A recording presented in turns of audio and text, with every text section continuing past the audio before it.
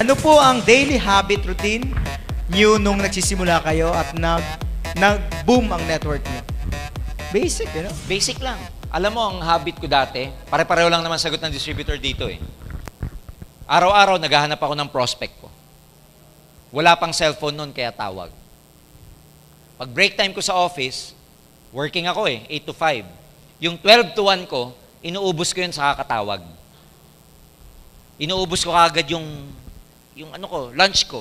Magla-lunch lang ako from 12 to 12:15. 12:15 to 1 o'clock, puro tawag yon para mamayang alas 5, may appointment ako paglabas ko.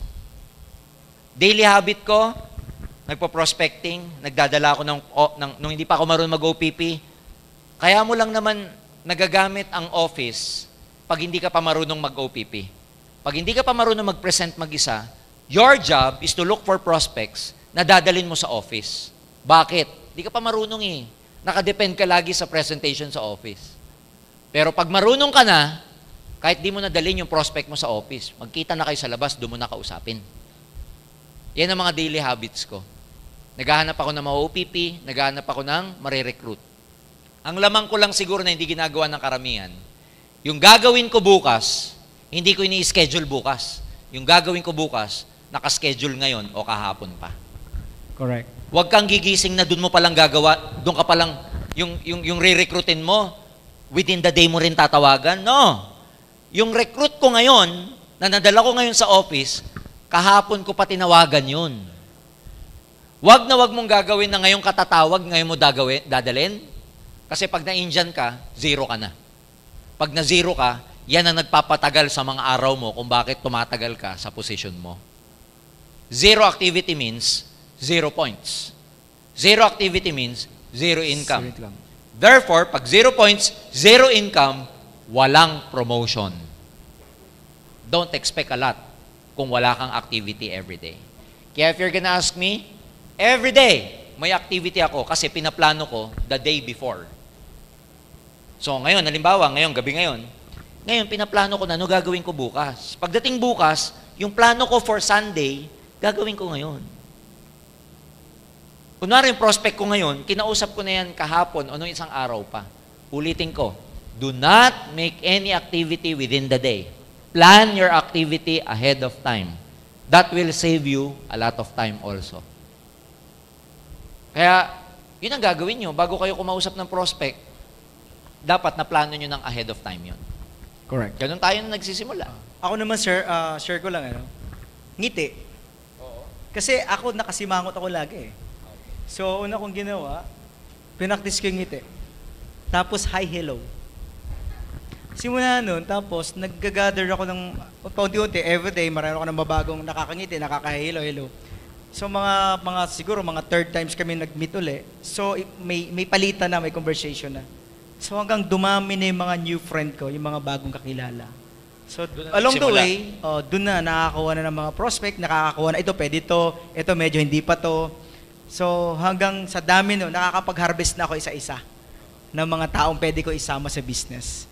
Yung smile na hindi natin ginagawa ng mga Pilipino, yun ang dapat i-master nyo. Smile. Yung smile na nakaapat yung mata nakangiti. Ganyan. Kasi kanina ko pa sila tinitingnan, nakasimalmal na sila. Oh. Sabi ko, paano kaya maging big time itong mga to? Takot ngumiti. Ang pagngiti, libre, di ba? Alam mo, pag may nakasalubo ka nakangiti sa daan, ngitian mo, ngingiti hindi. Pag sinabi mong hi, sasagot hindi. Pero yung nakasimalmal. Anyway, ang sarap tingnan ng tao pag nakakiti. Parang ang ganda ng buhay niya. Ako, idadagdag ko pa dyan sa daily routine ko. Dumikit kayo sa mga tamang tao. Correct. Daily routine mo, maganda yun. dikit ka sa tamang tao lagi. Ako ang habit ko nun, Roy, pag pumupunta ako sa office, na Indian ako, wala akong ginagawa, imbis na umuwi ako, doon na lang ako sa office, attend ako ng OPP. Tapos, pag may nakita ako nag-meeting after meeting, nakikisingit ako, kahit hindi ako kagrupo. Ayan, nandun ako, tinitignan ko lang kung paano sila magsimula. Pag may nakita akong crossline ko na ang upline namin, iisa lang naman, yes, may ka-crossline ako, na medyo may resulta na, dumidikit ako doon, nakikipag-usap ako. So, ang tawag ko dyan, dikit sa tamang tao. Kasi pag dumidikit ka sa tamang tao, part yun ng tinatawag na law of association. Yes. Pag ina-associate mo yung sarili mo sa mga tamang tao, eventually, masasagap mo yung tinatawag na vibration nila. The way they think, the way they speak, habit nila, masasagap mo. And then you become like them. Oo, you become like them. Di ba pinag-aralan nga, pag ang lagi mong kadikit, chismoso, chismosa, magiging chismosa, chismosa ka din. Correct. Tama yan. Tama, sir. So, dikit sa tamang tao. Mm. Tandaan nyo to, wala rin lang naman kayong gagawin sa bahay, tumambay na lang kayo sa opisina. Dikit na lang kayo sa tamang tao. Dikit lang, kahit katabi ka lang, nakaganyan ka lang. Oh. Pag tinanong nung katabi mo, bakit ka ba dumidikit? Sabihin mo, basta.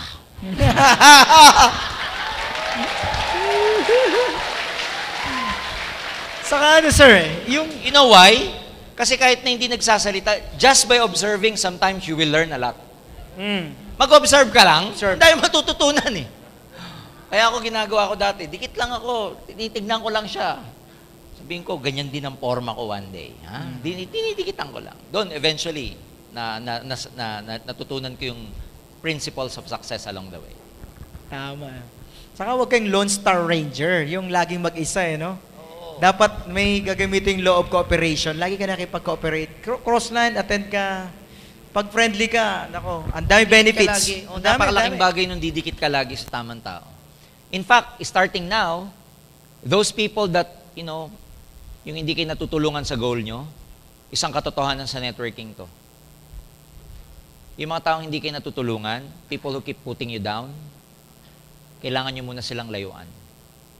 So there are a lot of your friends na kakalimutan nyo muna. Pansamantala. Tama. Paano ka makikipagkibigan? Paano ka makikipagkita sa mga barkado na mo lang ibang gawin kundi kantsawan ka? Sige nga, paano ka aangat?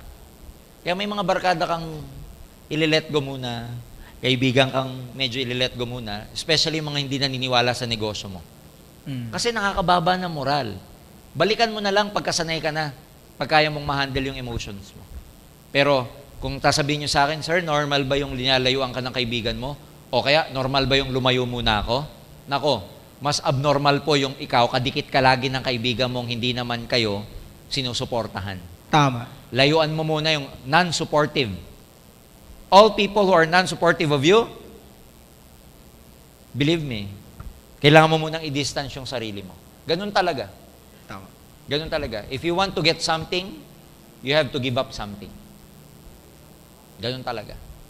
Isa yun sa mga tawag natin, Roy, sakripisyo. Sacrifice. Saka I think, sir, ang ano dyan, ang isa, nakita ko dyan, di ba, same feather, Bisaya, ano? Same feather, flock together. Same vibration, nagja-drive. Oo. I think nagbago yung vibratory mo, yung vibratory rate mo, yung mga friend mo hindi nagbago. That's why hindi na kayo nagja-drive. Yes. So ngayon, walang masama nangyari sa'yo. Totoo. Ginusto mo lang nagpababago, kaya ka nagbago, kaya yung nature nyo magkaiba na, kaya hindi na kayo Tutugma.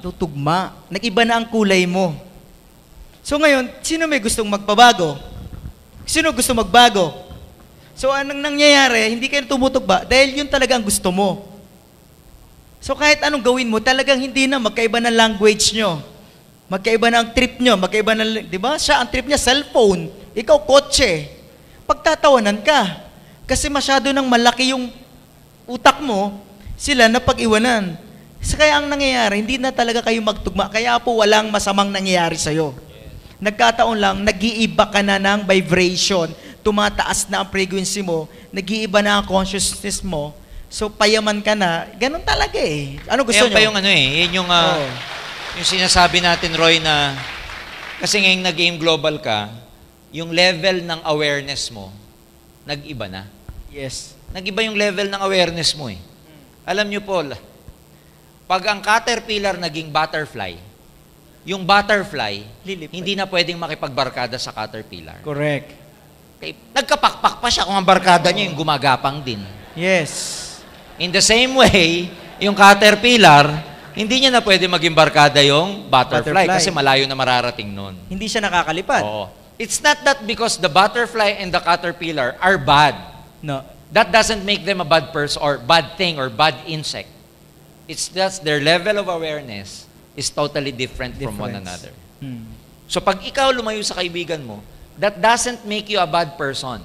And pag hindi nakasabay yung friend mo, that doesn't make him or her a bad person either. Yes. Nagkataon lang, iba na yung level ng consciousness ninyo. Iba yung gusto nyo. Iba na. Ang mga kaparehas mong level ng consciousness, mga global ambassador, mga MC, mga top distributor, mga successful na tao. Kaya, makikita nyo, mas nag-i-enjoy kayo pag sila kausap nyo. Oo. Pag sila ang pinapakinggan nyo, pag nagsasalita sila, parang tanggap ng pagkatao mo.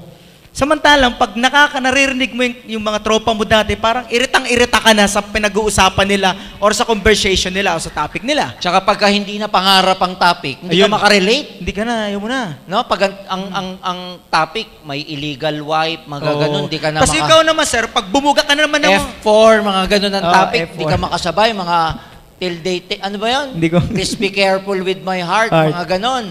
Hindi ka makarelate. Gusto mo laging dreams. DTC, 1.5, Unilevel, Prospect, stair step, upline, C24. Yun ang mga gusto mo eh.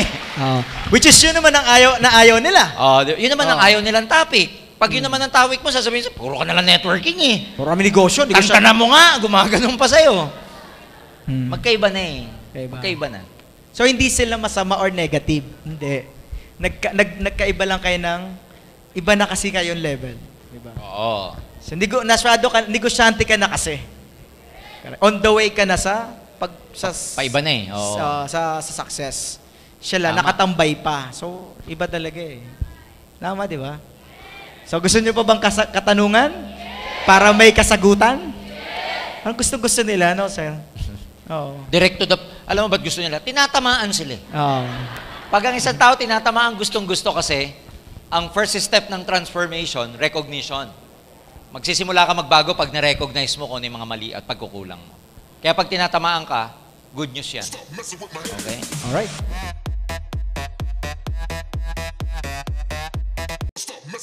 Paano po i-handle ang mga leaders ko na online lang ang communication? Like ito, sa mga abroad ito. Ano yan? Number one, dahil nasa onset pa lang ang online marketing. When you say onset, beginning pa lang eh. You have no other way of communicating with them other than the social media.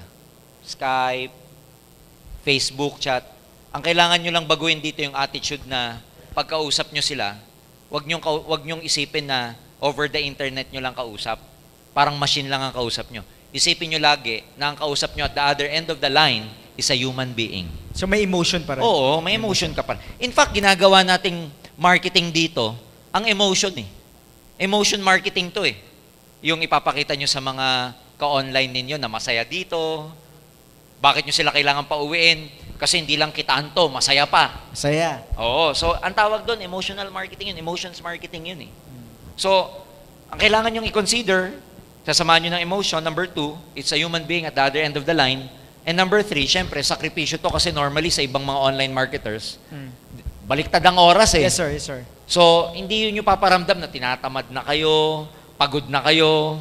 Ganun talaga. It's just part of your sacrifice. But later on, we are hoping to also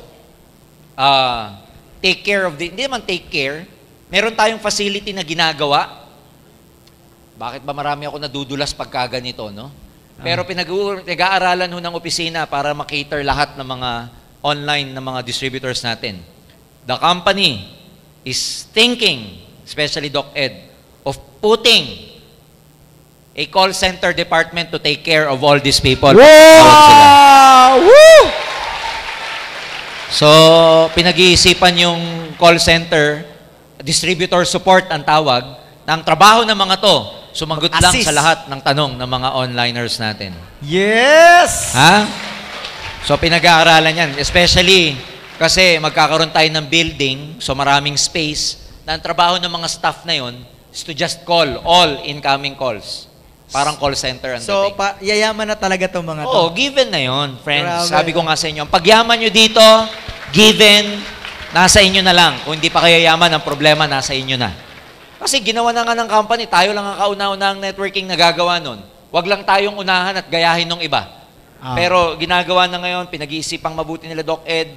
Sa lahat yan, ha? Sa lahat ng branches natin all over the world. And not only that, lahat ng mga distributors na kahit wala pang BCO, like Italy, Netherlands, They can call the Philippines, may sasagot sa kanila. Call center ang dating. Gusto nyo ba yon? Yes! Kaya nasagot natin to, kung paano nyo i-handle. Pangalawa, yung mga leaders kung paano nyo i-handle sila, of course, iba pa rin kasi ang development ng personal. Personal. Tandaan nyo to, you can only do so much sa online. Ibig sabihin, huwag nyo i-pressure yung sarili nyo na makaka-develop kayo ng quality leaders kasi iba ang development sa online at saka offline. Don't be too hard on yourself when it comes to that kasi pag ang tao, tandaan nyo to, applicable to sa online or offline, pag ang tao, leader talaga, mag-i-step up kahit walang tumutulong sa kanya. Kahit walang nakikipag-communicate sa kanya. Kahit na hindi siya dinidevelop, pag leader talaga yung leader ninyo, gagalaw mag-isa yan. Ngayon, pag nawalan kayo ng downline, don't be too hard on yourself. Ano bang kulang ko? Ginawa ko naman lahat. Ano pa bang kulang sa akin? Sinunod ko naman ang upline ko. Pag kayo nawalan ng tao, ladies and gentlemen, move on. It just happens. Pag ang dahon ba nalagas sa puno, pag-iisipan mo ba yun maghapon, bakit to nalagas? Ano kayang science behind this? Bakit siya? That's just part of the nature. Tama, mali? When people die, you don't ask why they die. It just happens. It's part of their life. It's part of a human's life. Pag nawalan kayo ng downline, it's just part of your life as a network marketer. Tanggapin nyo lang. Maliwanag. Ulitin ko, pag leader, leader talaga. Mapa-online, offline yan, kahit di mo kausap. Kahit minsan mo lang kausapin. Pag leader, mag-i-step up. Meron ka nga downline, minuminuto mong kausap, di nag-i-step up eh. Nasa tao talaga. Dami nagtama, ano? Oo. Tatamaan ka talaga eh. Alright. Saka lesson din, pag may nawalan kayong downlines, i-check mo rin sarili mo. Ano dapat kong i-adjust para, kasi may matututunan ka doon kung may nawala eh. Ano dapat kong i-adjust, bakit siya ganito, baka may kailangan. Wag laging mag-check sa labas. Puro inner ang check. Ang checking yung parang, okay, anong adjustment kong gagawin para hindi maulit yun. Tama. So, ako dito, i-own mo lagi pag may something na situation na hindi maganda, i-own mo lagi para may matutunan ka. Correct. Hindi, kasalanan siya, tamad siya, bobo siya. Lagi nasa kanya yung blame. Tanggalin niyo yung sisi. Gusto niyo yumaman? Tanggalin niyo yung pagsisisi sa labas. Tanggalin niyo. Kasi hindi kayo matututo pag laging naninisi kayo. Nga sinisi pa ang Diyos. May ganun tao eh. Sinisi na lahat eh. Pati Diyos. Ang last niya sinisi siya. Hayaan mo siya. Paano po mag-manage ng time? Paano po mag-manage ng time pag lumalaki na ang group nyo? Dalawa lagi yan. Tandaan nyo to, meron kang existing line, tsaka wag mong kakalimutan na lagi kang merong new line. Existing, new line. Yung existing nyo, ito yung mga downlines nyong matagal na. Yung downlines nyong, let's say, you have been there since you started. Ang tawag dyan, existing. Pag may existing line kang, habit ng ibang tao ganito. Yung existing lines na lang lagi nila ang inaalagaan nila. Remember this, pag nagpapalaki kayo ng grupo, lagi ka dapat merong bagong grupo. Lagi kang merong direct, lagi kang merong new line. Because matagal nang kasabihan sa networking yung the lifeblood of network is new blood. Ang buhay ng grupo, laging nasa bago. Gusto nyong bumilis? Huwag lang kayong tumutok sa existing lines nyo. Lagi kayong maghahanap ng direct. Maliwanag. That's how you divide your time. Huwag kayong mangingitlog. Alam nyo kung bakit? Yung iba tumatagal, Roy. Pag ang tinutukan mo mabagal, ano mangyayari sa'yo? Mabagal ka. Pag naawa ka, sir, nakakaawa pag hindi mo tinutukan eh. Sige, pare-pareho na kayong nakakaawa pagdating ng panahon. Walang lumalaki sa inyo. Ako, nung upline ako, lagi kong sinasabi to. Nung upline ako, when I was an active networker, malaki ulo ko. Anong terms na malaki ulo? Pag ang downline ko walat commitment, hindi tumatagal sa akin yun. Pag walang commitment ang downline ko, Ano ibig sabihin hindi tumatagal? Nagkukwit ba? Hindi. Pag ang downline ko walang commitment sa akin, hindi ko tinututukan, naghahanap pa ng iba. Kasi lagi kong katwiran, kaya ko maghanap ng iba bukod sa'yo. Hindi yung wala nang commitment, pinagtsatsagaan mo pa kasi ayaw mong maghanap ng iba. Ang hirap eh, hayaan mo na to, at least meron.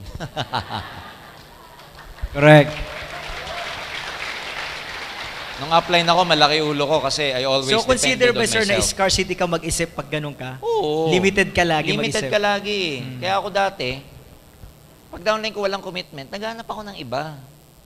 Na masusulit yung oras ko pag tinutukan ako. Pag downline ko, matigas-tigas ang ulo, wala, next ka sa akin. Hindi kita pagtsatsagaan kung matigas ulo mo. Ang downline ko, 1 month lang cooking time sa akin, dapat marunong ka na. May term pa akong ganun nung araw eh, cooking time. Cooking time. Cooking time, dapat after 1 month kitang kasama, dapat luto ka na, marunong ka na ng ginagawa ko. Ganun ako before. Meaning, nakadepend ako sa skills ko, hindi ako nakadepend sa downline ko. Kasi ang hirap sabihin sa akin ng ngari, sabihin mo sa akin, sir, ang bagal ko. Bakit? Ang bagal kasi ng grupo ko eh. Eh di ibig sabihin, dinepend mo ang success mo sa ibang tao. Eh ang usapan, bilang leader, nakadepend dapat sa kamay mo ang success mo. Mabagal pala grupo mo, di dapat naghanap ka ng iba. Tama? Kaya kung paano mo i-manage ang oras mo, put your time to the most productive activity you can have for a given day. Kung magsasayang ng oras. Kaya mag-aasang ng oras sa kakaproblema, etc. Part dati ng routine ko, paano ako mag-manage ng time, lagi akong may time para makipag-communicate sa upline ko. I make it a point na may communication ako sa upline ko. Either by phone o kaya nagkikita kami. Part ng ano ko yan, part ng pag-grow ko. Hindi pwedeng lagi lang ako nasa downline nakatingin. Meron akong time dapat sa upline ko. At saka hindi ko hinahayaan ng upline ko magbigay ng time sa akin. Ako humihingi ng time sa upline ko. Marami kasing distributors, magkakaroon lang sila ng communication with the upline, magmi-meeting lang sila pag in-initiate ng upline. Wrong. Pag leader ka, ikaw mag-initiate. I-meeting mo naman ako up. Pahingi naman ng time. Pengin naman ng time upline. Dapat ganun ka bilang downline. Yes. Inaas. Oo, yung ina-ask mo. Yes. Huwag ka maghihintay kasi busy yun. Yung dami niya iniisip. Yes. Eh minsan, iniisip niyang yun, di kakasama. Bakit? Productive ka na eh, magaling ka na eh, kaya hindi ka niya sinasama. Kaya ang gagawin mo sa kanya, meetingin mo naman ako, Kita naman tayo kasi, iba yung ikaw, bumababa ka sa grupo mo, nadidrain ka, you give them everything. Iba rin yung may matututunan kang bago sa upline mo at saka bobombahin ka, you feel very inspired. So ang connection dito, dalawa. Never lose connection with your upline and never lose connection with your downline. Correct. Huwag lang kayong puro downline. Dapat may upline. Huwag din naman puro upline. Wala ka ng downline. So yon, dun mo i-manage ang sarili mo. Kaya ang tip ko dyan, laging mga productive na bagay. Pag umalis ka ng bahay o kaya sa gabi, ang lagi mong iisipin, ano kaya yung pinaka-productive na gagawin ko bukas para sa paglaki ng grupo ko? Anything na hindi makakatulong sa production nyo, next, second priority muna. Ang number 1 priority lagi, aim global muna. Yes. Okay? Galing.